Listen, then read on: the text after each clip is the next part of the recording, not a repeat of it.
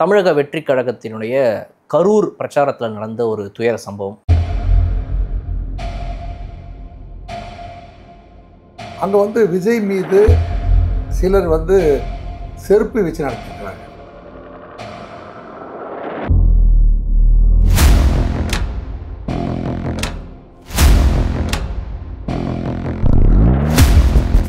பரப்புரை பேச ஆரம்பிச்சதுக்கப்புறம் அவருக்கு தெரியாது, அவருக்கு பின்னாடி இருந்து ஒரு கூட்டம் ஜெனரேட்டருக்காக கவர் பண்ணப்பட்ட ஏரியாஸில் நுழைஞ்சு கரண்ட் ஆஃப் பண்ணிடுது. அது ஒன்று. விஜய்க்கு எதிரான கூட்டம் ஒன்று நுழைந்திருக்கிறது அப்படின்னு தெரியுது. சில பேர் என்ன சொல்கிறாங்கன்னா, அந்த இடத்துல வந்து அந்த காவா ஒன்று திறந்துருந்தனால அந்த கால்வாய்க்குள்ளே விழ போகிறாங்க, அங்கே கூட்ட நெரிசல் ஏற்படுதுங்கிற அந்த அட்டென்ஷனை பெறுவதற்காக செருப்பை தூக்கி வீசினாங்கன்னு சொல்கிறாங்க. இல்லை, அட்டென்ஷன் தம்பி, அதாவது முழங்காலுக்கும் முட்டு செவருக்கும் முடிச்சு போடுற மாதிரி இருக்குது அது. அப்போ ஒரு கூட்டம் அங்கே நுழைந்திருக்கிறார்கள், விஜய்க்கு எதிரான கூட்டம் ஒன்று நுழைந்திருக்கிறது அப்படின்னு தெரியுது. அப்படிங்கிறத நீங்கள் இந்த இடத்துல இருந்து புரிஞ்சுக்கிறீங்க. இந்த இடத்துல புரிஞ்சுக்க வேண்டியிருக்கு, அவசியம் புரிஞ்சுதானே ஆகணும்.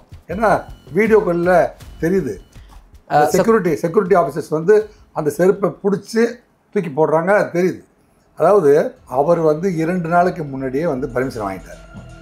அந்த இடத்துல ஒரு கூலி இருந்திருந்தால் either by police or by the party, 2 பேரும் சேர்ந்து அந்த கூலியை வந்து நிறைவேற்றணும். அங்கே தான் வந்து விஜயோடைய வண்டி நிறுத்தப்பட்டிருக்கணும்.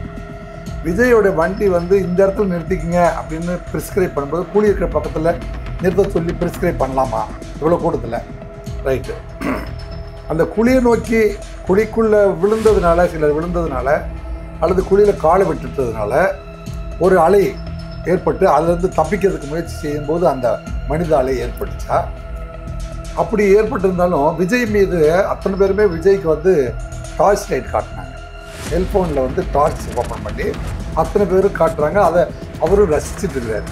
ஒரு இன்பகரமான ஒரு நிகழ்வு, அரங்கேற்றம். இப்படி தான் அது நடந்துச்சு. நீங்கள் விட்டு பார்த்துருக்கீங்க ஊடக கதை.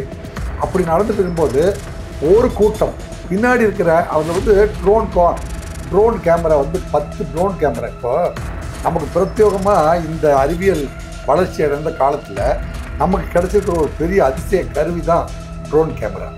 அந்த ட்ரோன் கேமரா 10மே வந்து 10 இடத்துல வட்டமிட்டு இருந்தது. அது விஜய் கேமரா 10, போலீஸ் கேமரா 2, 3.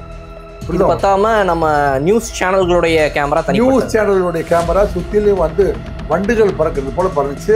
அதில் ஒன்று தான் வந்து ஜெனரேட்டர் ரூமுக்குள்ளே ஒரு கூட்டம் வந்து உடைச்சிட்டு தாண்டி குதித்து அந்த பகுதியில் வந்து கரண்ட்டை ஆஃப் பண்ணிவிட்டு செருப்பு வீசப்பட்டிருக்கிறது அப்படிங்கிறத வந்து அது வந்து விசிபிளாக கவர் பண்ணிட்டாங்க. யாரால் வந்து செயற்கையாக வந்து அப்படி ஒரு தள்ளுமுள்ளை உருவாக்கினார்கள். இதற்கான காரணம் என்னென்ன, பின்னணி என்னென்ன அப்படிங்கிறத கண்டிப்பாக கண்டுபிடிப்பாங்க. நேர்மையான விசாரணை நடக்கும் அப்படின்னு நான் நினைக்கிறேன். அவர்களே அதை வெளிக்கொண்டு வருவது தான் சரி. ஆனால் பந்தோபஸ்துக்குள்ளே இப்படி ஒரு லக்குனா நடந்திருக்குது அப்படிங்கிறது வந்து எல்லா ஊடகங்களையும் போட்டு காமிச்சிட்டாங்க. நான் சொல்ல வேண்டிய அவசியம் இல்லை, எல்லா ஊடகமுமே அதை காட்டுகிறது. தள்ளு முள்ளுனால மட்டும்தான் இறப்பு வரைக்கும் போவதற்கான வாய்ப்பு இருக்கு இல்லையா? சாப்பிடாம இருந்திருந்தாங்கன்னா மயக்கம் போட்டிருப்பாங்க, இறப்பு நடக்க வாய்ப்பு. ஏன்னா நிறைய பேர் சொல்வதற்கான இது என்னன்னா, விஜய் அவர்கள் தாமதமாக வந்தனால இது நடந்துருச்சு, அவர்னால நிறைய பேர் சாப்பிடாம கொள்ளாமல் வெயிட் பண்ணிட்டு இருந்தாங்கன்னு சொல்கிறாங்க. அவங்கெல்லாம் வந்து விவரம் அறியாமல் சொல்கிறாங்க. நம்ம வந்து ஊடகவியலாளர்கள் 3வது கண்ணில் உற்று பார்க்கிறவர்கள் நம்ம வந்து என்ன சொல்லுவாங்கன்னா, விஜய் வந்து எத்தனை மணிக்கு ஏர்போர்ட்டில் ஏறினார், விஜய் வந்து திருச்சி ஏர்போர்ட்டில் வந்து இறங்கிட்டார், அத்தனையுமே ஊடக வெளிச்சத்தில் காட்டிகிட்டே இருக்காங்க.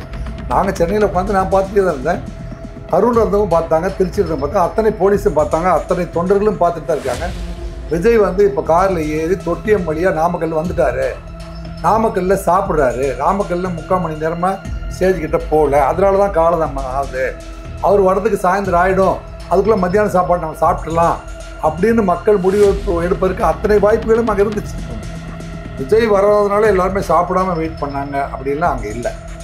எல்லாருமே வந்து மதிய உணவு போயிட்டாங்க, சாப்பிட்டுட்டு தண்ணி குடிச்சு தான் இருந்தாங்க.